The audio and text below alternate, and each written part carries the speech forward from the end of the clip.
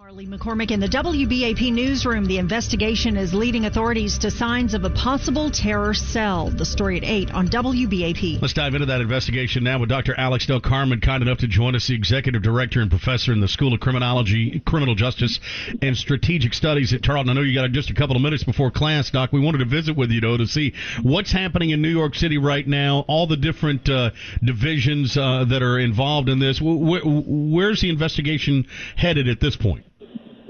Good morning, and thanks for having me this morning again. I think where we're headed is to try to identify, what kind of connections all of these attacks had, and primarily we're trying to identify if this is one cell, multiple cells, and what type of support they receive from exterior forces.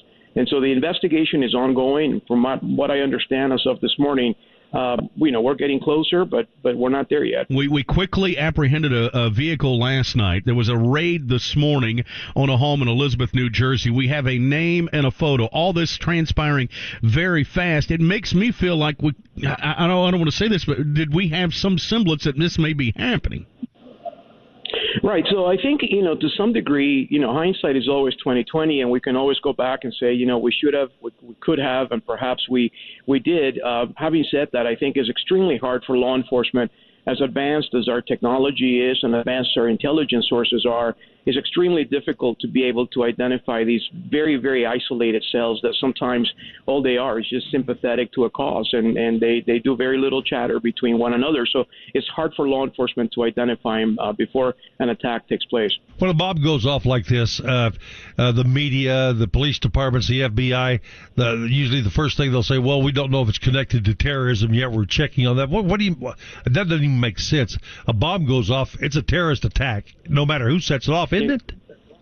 That's right. And what's really sad is that I think politicians, a few of them just take over and they try to politicize the issue instead of relying on law enforcement. And, we have the best law enforcement in the world in the United States. And law enforcement here, they know what they're doing. And so when you have an attack like these and you're able to synchronize, to look at the modus operandi between all of the cities and identify the fact that this may be, the same cell, the same pattern, let law enforcement do their job before you make those kind of statements publicly. And at the end of the day, people get really, really confused. All right. When you think about it, Dr. Carmen, Dr. Alex Del Carmen is with us right now. When you think about an investigation like this and the importance of it, the communication has to be key between all the different bureaus that are talking here. The FBI takes the lead, but this involves everyone, right? Are we better at that than we have been? Absolutely. 15 years ago, you're comparing what we did 15 years ago, right after 9/11 versus where we are right now.